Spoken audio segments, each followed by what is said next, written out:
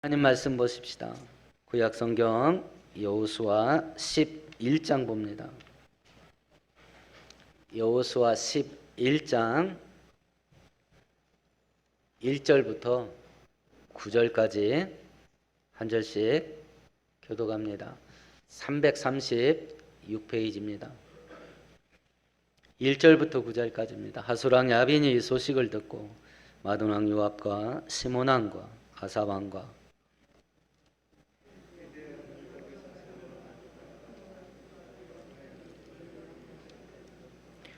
동쪽과 서쪽의 가나안 족속과 아모리 족속과 헷 족속과 브리스 족속과 산지의 여부스 족속과 미스바 땅 헤르몬 산 아래 히위 족속에게 사람을 보내매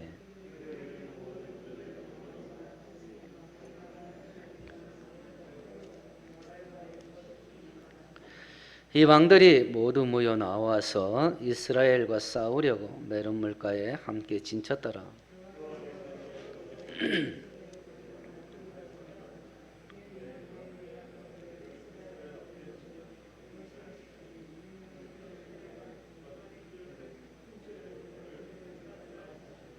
이에 여호수아가 모든 군사와 함께 메론 물가로 가서 갑자기 습격할 때에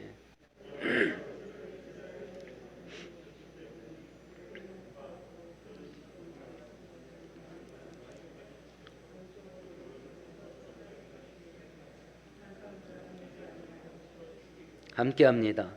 여호수아가 여호와께서 자기에게 명령하신 대로 행하여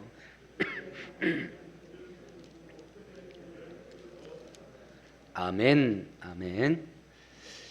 오늘까지 본문을 잠깐 좀 되돌아보았으면 좋겠습니다. 이스라엘 백성들이 8장에 가나안 땅에 들어와서 여리고 성을 공격하고 아이성을 공격합니다.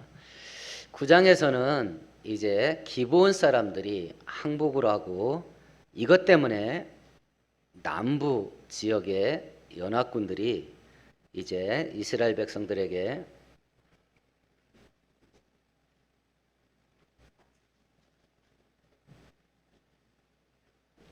연합해서 이제 전쟁을 일으키게 됩니다. 그래서 하나님께서 남부 지역을 완전히 또 정복하게 하세요. 이때 하나님께서 큰 능력으로 기적을 일으키십니다. 돌덩이 같은 우박이 떨어지게 하셔서 대적들을 패배하게 만드시고 하늘의 태양을 만 하루 동안 머물게 하셔서 전쟁을 완전히 종결할 수 있게 하십니다.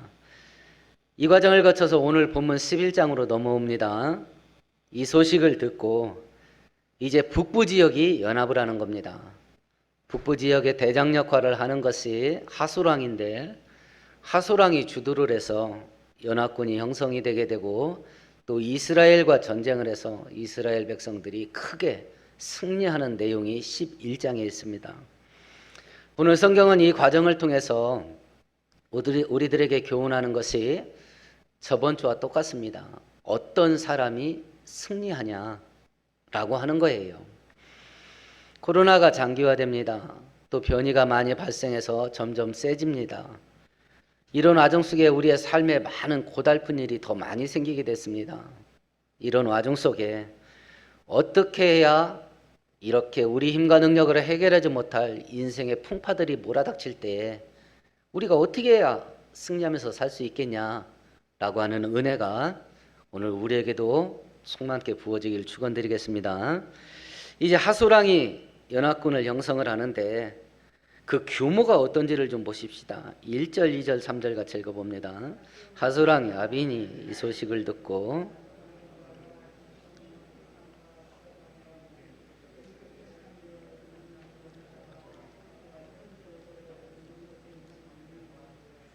동쪽과 서쪽의 가나안 족속과 아모리 족속과 헷 족속과 브리스 족속과 산지 여부스 족속과 미스바 땅 헤스본 산 아래 히위 족속에게 사람을 보내매 여기서 1절부터 3절까지 거론된 많은 부족들과 그리고 도시국가 이름이 나옵니다.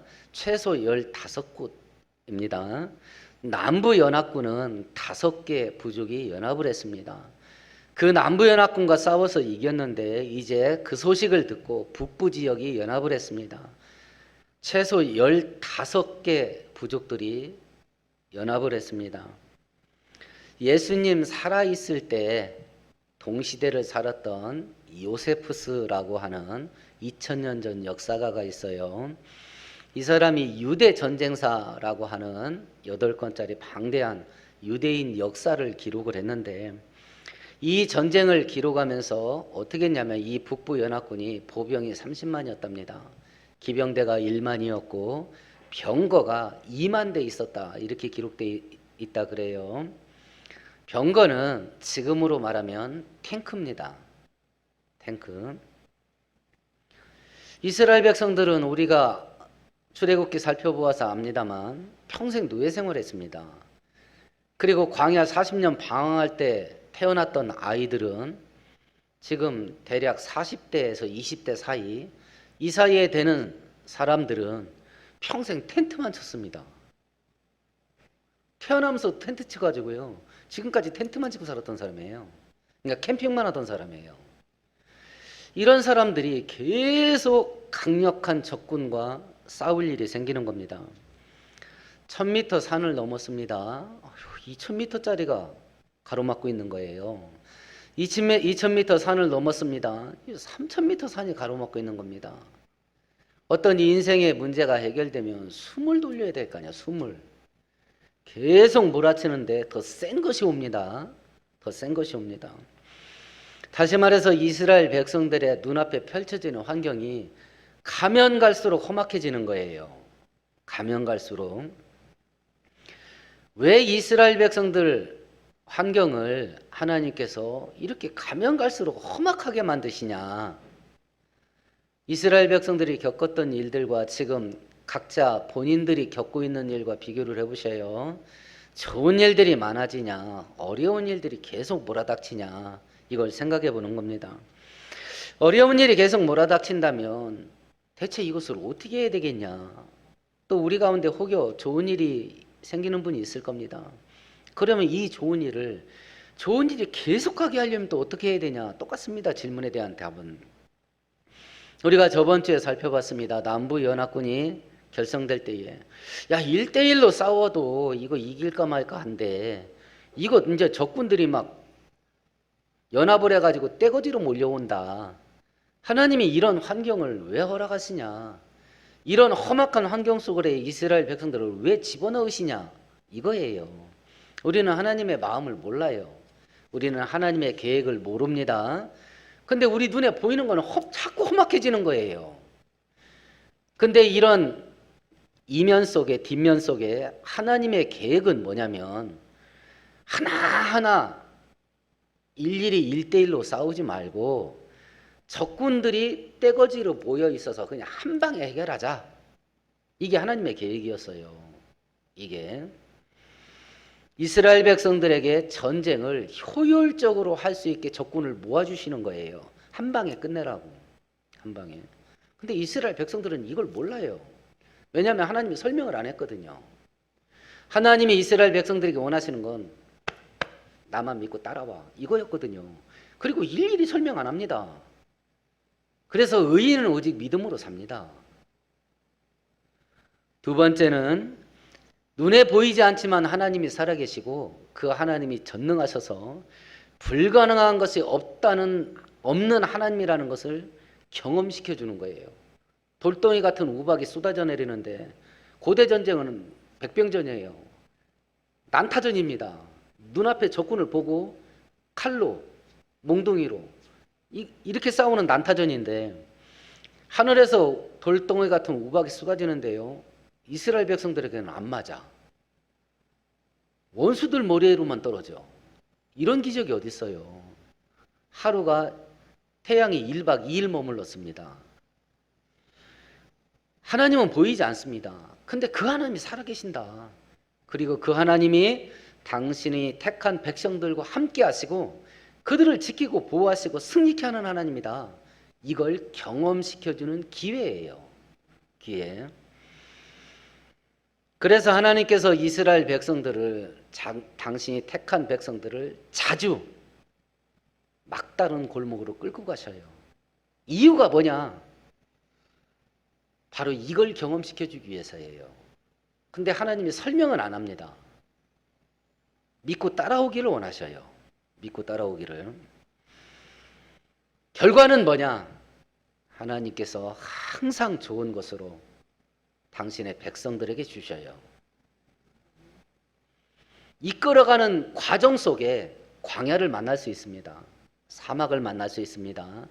결과는 항상 좋은 거예요. 좋은 거. 지금 북부연합군 15개 부족이 연합했어요. 야, 이거 뭐 한 곱이 넘어왔는데 더 막한 게 있다 이거. 왜 자꾸 이런 곳으로 끌고 오시냐? 왜 자꾸? 젊은 분들은 혹시 박형철 씨에 대해서 아는 분이 있을지 모르겠습니다. 안동에서 개인병원 운영하는 의사예요. 근데 이분이 중학교, 고등학교 다닐 때 하도 책을 좋아해서 학교에 있는 도서관 책을 전부 읽었다 그래요. 그리고 경제에 관심이 많아서 특별히 주식의 전문가예요. 본인도 많이 돈을 벌었어요. 시골 의사의 행복한 동행이라고 하는 책을 써서 젊은 사람들한테 많은 영향을 끼친 사람인데요. 안철수 씨와 함께 젊은 사람들이 스승으로 삼고 싶어하는 쌍벽을 이루는 사람입니다. 이 사람이 자기혁명이라는 책을 썼는데 그 책을 읽다 보니까 이런 이야기를 하더라고요. 자기가 고3 때 자기가 책을 너무 좋아하니까 문학과를 가고 싶어 했대요. 아니면 법대나. 그래서 원서 쓰는 전날 마루에 앉아서 아버지하고 상의를 했답니다. 내 진로를 어떻게 했으면 좋겠습니까? 자기는 문학과를 가거나 법대를 가고 싶다 그랬대요. 나이가 저보다 서너 살 어려요. 그러니까 광주 사건을 어려서 겪었고 전두환 노태우 때 군사 독재 정권을 거친 사람이에요. 그 아버지가 경찰이었나 봐요. 그때 말단 경찰 공무원이었는데 이러더랍니다. 나는 경찰이라서 명령에 절대 복종하면서 살아야 된다. 그런데 내가 받는 명령은 내 뜻과 전혀 상관없는 거다.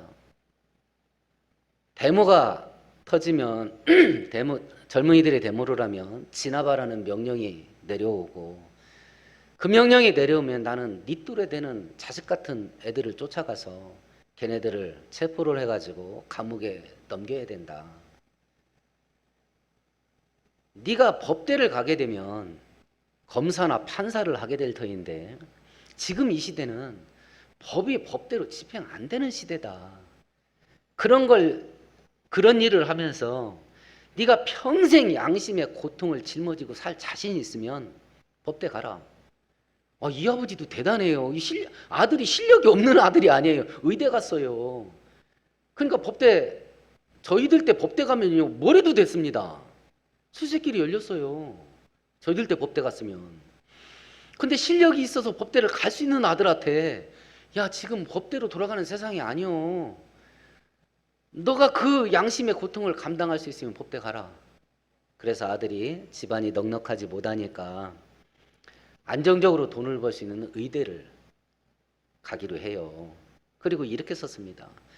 그때 나는 아버지의 마음을 이해를 하고 그날부터 아버지와 친구가 됐다. 이러더라고. 그 글꼴을 읽을 때 제 마음이 따뜻했어요. 왜냐하면 제가 그랬거든요. 제가 목사가 되는데도 정말 진짜 우리 아내가 압니다. 저 목사하기 싫어서 죽는 줄 알았습니다. 하고 싶은 건 왜 이렇게 가로막고 하려고 하는 일은 왜 이렇게 안 되고 왜 이렇게 인생이 굴곡진가? 하나님이 내 인생을 왜 이렇게 만드는가? 막 짜증이 너무 나는 거예요.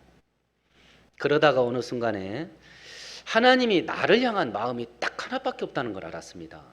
그게 뭐냐면 하나님은 항상 나에게 선하시다. 그러니까 철든 거죠. 철든 거. 하나님이 안 되게 할 때는 나에게 선한 마음 때문에 그랬겠다는 걸. 하나님이 내 인생을 돌이키게 할 때는 나에게 좋은 마음으로 그렇게 했다는 걸 어느 순간에 알게 됐어요. 그래서 그날부터 제가 하나님과 친해졌거든요. 지금 이스라엘 백성들 눈앞에 진짜 막 살벌한 일만 계속 생기는 거예요. 험악한 일만 계속 생기고. 이유가 뭐냐? 이유가 하나밖에 없어요. 하나님은 선하셔요. 선하셔요. 근데 이걸 이스라엘 백성들한테 지금 북쪽 애들이 이러고 있는데 겁먹을 거 없어. 내가 그런 일이 벌어지게 허락하는 이유가 이런 거야 하고 일일이 설명 안 합니다. 지금 저한테도 그럴 것이고 하나님께서 여러분에게도 그럴 겁니다. 여러분 가정과 직장과 사업장에 벌어진 일들에서 하나님은 일일이 설명 안 합니다. 딱 하나만 원하십니다. 의인은 나를 믿는 믿음으로 사는 거야. 그거 딱 하나만 이야기하셔요. 그거 하나만. 우리가 하나님의 마음을 알게 되면 하나님을 더 잘 믿을 수 있게 되고, 하나님을 더 잘 믿게 되면 우리 인생 속에 거둘 수 있는 이 열매는 딱 하나입니다. 하나님을 사랑하는 자, 곧 그 뜻대로 부르심을 입은 자들에게는 모든 것이 합력해서 선을 이루느니라. 이걸 보게 될 겁니다. 어찌 됐든지 이스라엘 백성들은 모든 정황을 잘 모르니까 또 눈앞에 펼쳐진 환경은 더 살벌해졌고, 이런 와중 속에 하나님께서 이스라엘 백성들에게 어떻게 하시는가? 한 가지 약속을 하시고 두 가지 명령을 내리셔요. 첫 번째 명령은 6절입니다. 같이 읽어봅니다. 여호와께서 여호수아에게 이르시되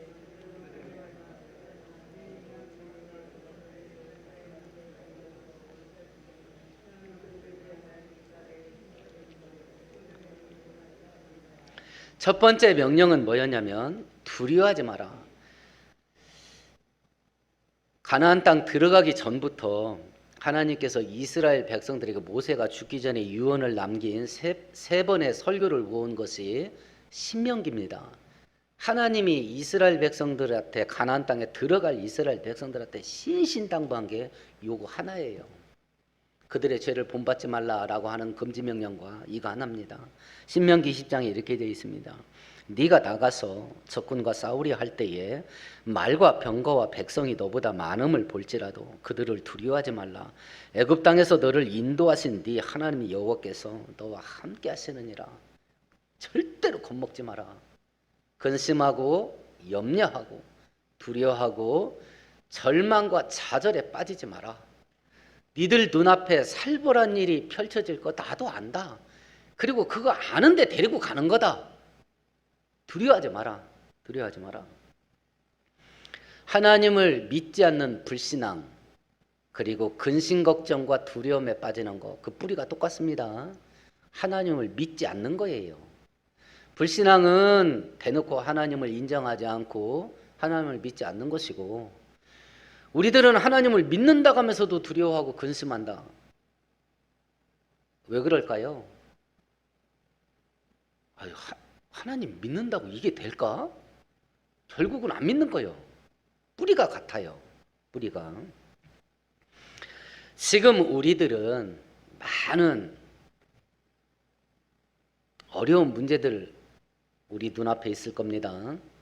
그것들을 바라보면서 우리는 어떤 마음으로 하루하루를 살고 있나? 각자 우리 자신을 돌아보는 겁니다. 기겁을 할 만한 일이 눈앞에 펼쳐지고 있어요. 이제 15개 나라가 연합을 했습니다.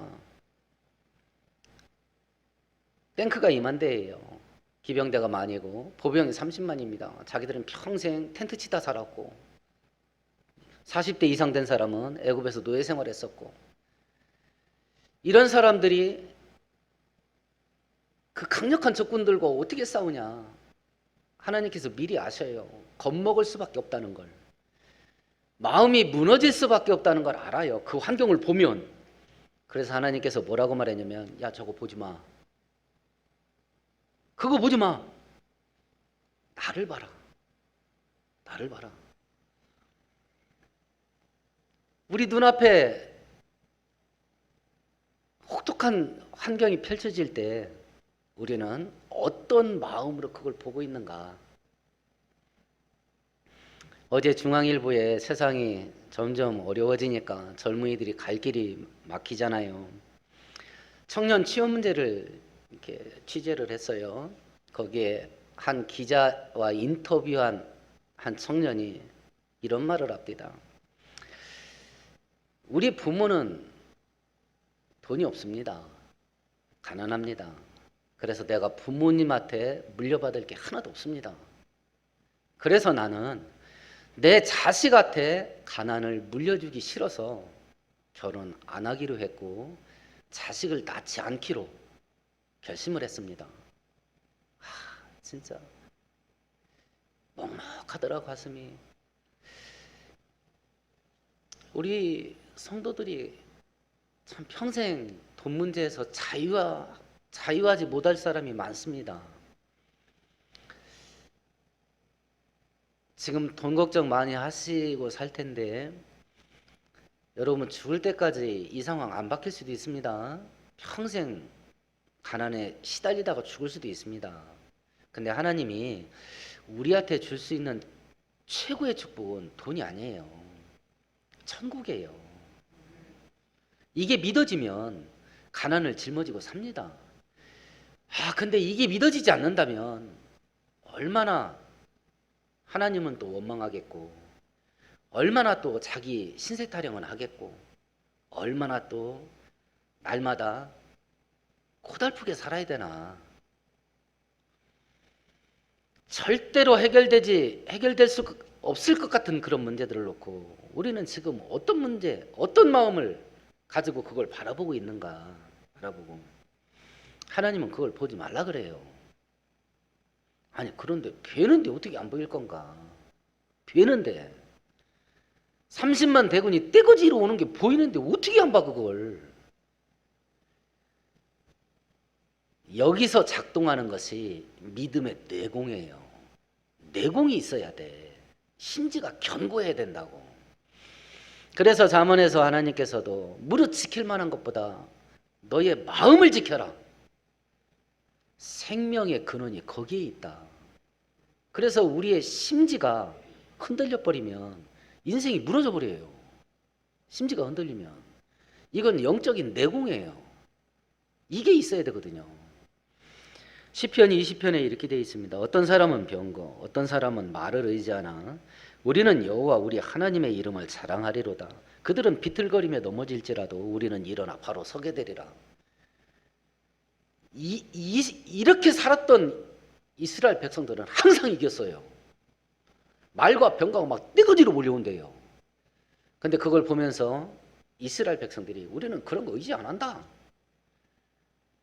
하나님을 의지하는 그 믿음 속에 그렇게 말과 병거를 떼거지로 몰고 오는 대적들은 비틀거리다가 다 쓰러졌고 우리는 믿음으로 일어선다. 눈을 들어서 환경을 보는 게 아니라 전능하신 하나님을 보는 우리 모두 되기를 축원드리겠습니다. 두 번째 명령이에요. 6절을 다시 한번 읽어봅시다. 여호와께서 여호수아에게 이르시되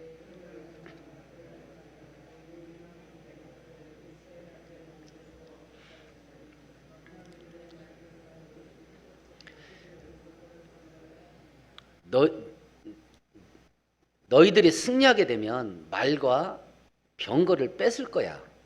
그런데 그것들을 빼앗게 되면 재활용하지 마라. 니네들이 쓰지 마.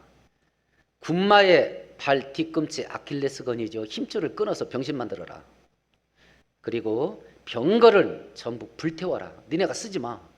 생각해 보세요. 지금 전쟁 중인데 적군한테 엄청난 석유, 엄청난 무기, 엄청난 식량, 엄청난 전투물자 이걸 왕창 뺏었어요. 근데 하나님의 명령이 뭐냐면 전부 폐기 처분하래요. 네가 쓰지 말랍니다. 아니 그걸 내가 재활용하면 내 전투력이 얼마나 늘어나겠어요. 근데 쓰지 말래. 왜 그러냐?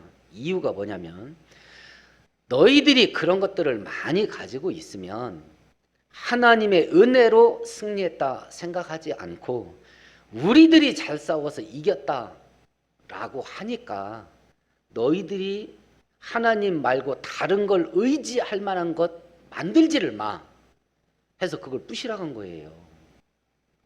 그러면 이스라엘 백성들 상황을 내 상황으로 옮겨 보십시다. 하나님보다 더 의지하게 하는 것이 돈이라고 한다면 내가 이 돈을 어떻게 해야 되나? 하나님보다 더 의지하게 만드는 것이 내 실력, 내 재주, 내 능력이라고 한다면 이걸 어떻게 해야 되나?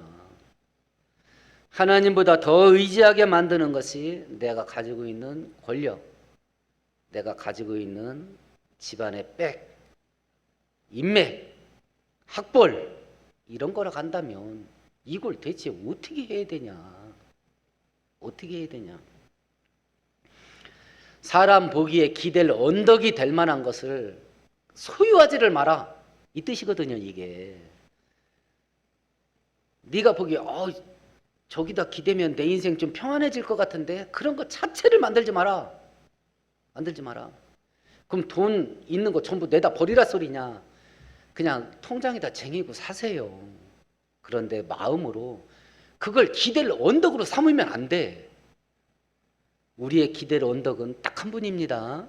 하나님 한 분뿐이에요. 없애라. 그리고 나서 한 가지 약속을 합니다. 6절 중간쯤에 보면 내가 그들을 너희들에게 넘겨줘서 전멸을 시키게 만들어줄게. 이걸 약속하신 거예요. 내가 하라는 대로만 하면 니네 이긴다. 내가 이기게 해줄게. 우리가 정말 두려워할 게 뭔가? 돈 떨어지는 건가? 우리가 정말 두려워할 게 뭐냐? 사업이 망하는 거냐? 우리가 정말 두려워할 게 뭐냐? 죽을 병 걸리는 거냐? 우리가 정말 두려워할 것은 내 인생과 내 가정과 내 직장과 내 사업장 속에 하나님이 사라지는 거예요. 내 인생 속에 하나님이 없어.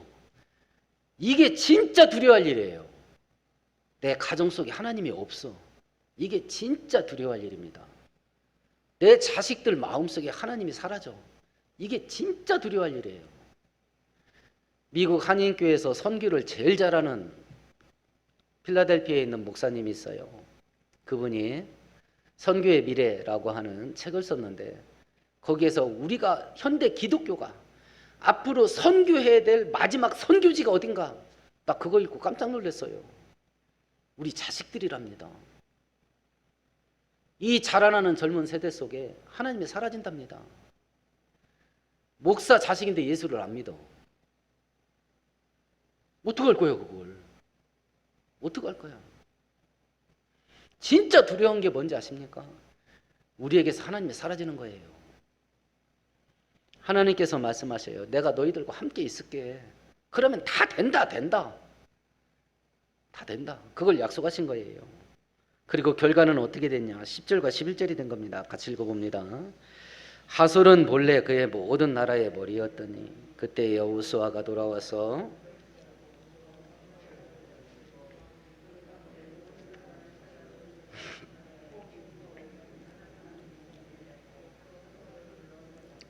전부 다 전멸을 했답니다. 15개 연합군이요. 전부 전멸했대요. 호흡이 있는 자 하나도 살아남지 않았답니다. 완벽한 승리예요. 완벽한 승리. 전쟁에서 누가 승리하냐? 많은 군대, 두 번째 뛰어난 무기, 신무기, 세 번째 탁월한 지휘관. 이 중에 하나 이상은 가져야 됩니다. 그리고 기본적으로 2개 이상은 가져야 승률이 높아져요. 그런데 성경은 누가 승리하냐라는 질문에 딱 하나만 얘기합니다. 하나님이 도와주는 자가 이깁니다. 하나님이 도와주는 자가. 그래서 우리가 하나님을 왜 믿어야 되냐? 하나님의 도우심이 있어야 승리할 수 있기 때문에 그렇습니다. 우리가 왜 하나님의 은혜를 사모해야 되는가? 하나님의 은혜가 있어야 승리하기 때문에 그래요. 하나님이 은혜 주실 그 일을 열심을 내서 하세요. 아유, 코로나라 뭐 신앙생활 제대로 할 수 있나? 이래서 신앙생활 끈을 놓지 마세요. 보이지 않는 하나님은 이 교회 안에 있는 게 아니라 온 우주에 충만합니다.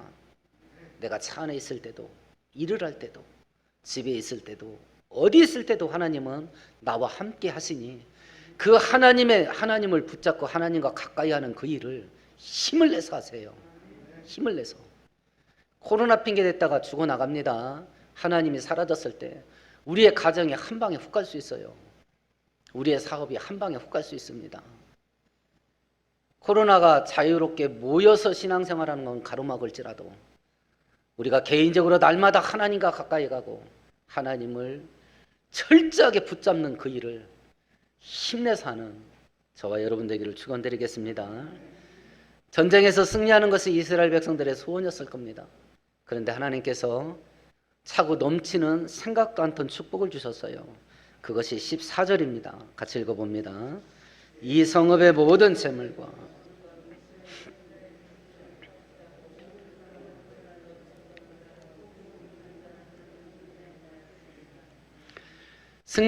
완벽하게 승리하게 해주셨을 뿐만 아니라 이스라엘 백성들에게 하나님께서 너희 원수들이 살고 있던 성읍에 있는 모든 거 다 니네가 가져라 하고 보너스를 주셨어요.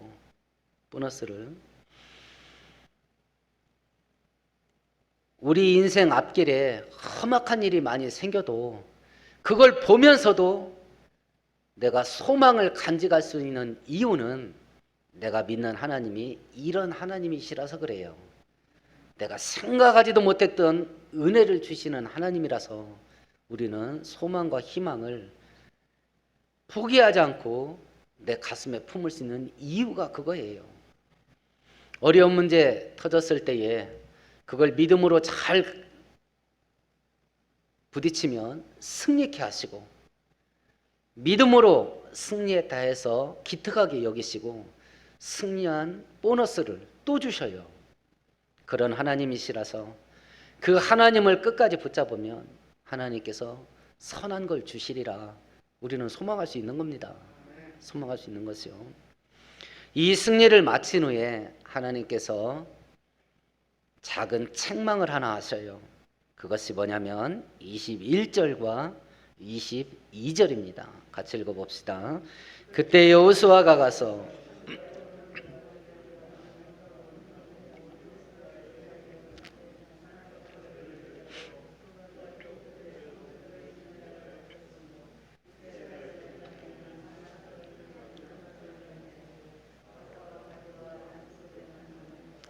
안악 자손들을 완전히 초토화시켜 놨어요. 안악 자손. 우리가 앞에서 출애굽기 때 살펴봤습니다.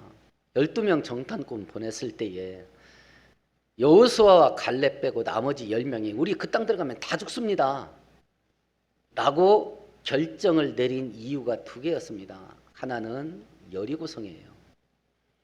성벽이 철벽. 두 번째가 뭐였어요? 안악자손이었죠. 민수기에 이렇게 되어 있습니다. 이스라엘 자손 앞에서 그 정탐할 땅을 악평하여 이르되 우리가 두루다니며 정탐한 땅은 거주민을 삼키는 땅이요 거기서 본 모든 백성은 신장이 장대한 자들이며 거기서 네피림 후손인 안악자손 거인들을 보았나니 우리는 스스로 보기에도 메뚜기 같더라 이렇게 했습니다. 이 안악자손 때문에 40년 전에 이 사람들의 부모들이 가나안 땅 들어가라는 하나님의 명령을 불순종하게 됐고 불순종은 하나님의 은혜를 사라지게 했고 40년 동안 광야 방향하다 다 죽었던 거예요. 근데 하나님이 하라는 대로 하니까 이 안악 자손들을 아무것도 아닌 것 같이 쓸어버렸어요. 하나님이 하라는 대로 하니까. 구차한 설명은 하시지 않았지만 이스라엘 백성들한테 봤지. 네 부모들이 얘네들 때문에 겁먹어가지고 내 명령에 불순종하지 않았냐. 그래서 이렇게 40년 동안 돌아다녔던 거야. 근데 내가 하라는 대로 하니까 이 안악자손 거인들이 아무것도 아니지 않냐. 아무것도 아니지 않냐. 작은 책망이 되겠지요. 작은 책망이. 이사야 51장에 말해요.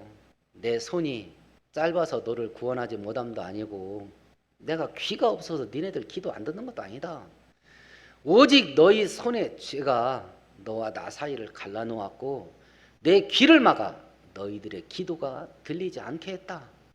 하나님은 문제 없어요. 항상 문제는 우리 쪽에 있습니다.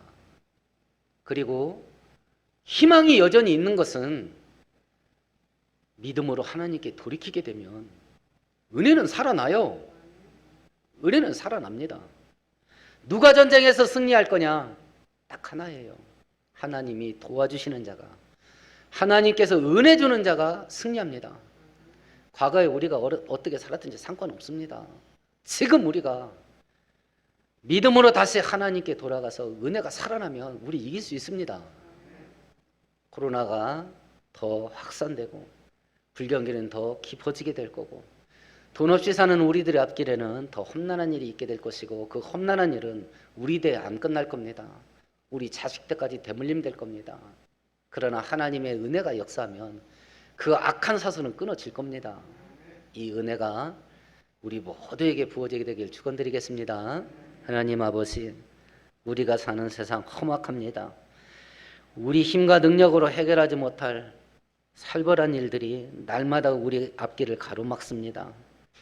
어떤 일이 우리 눈앞에 펼쳐진다 할지라도 하나님의 은혜가 있고 하나님의 도우시 있으면 우리는 반드시 승리하게 될 겁니다.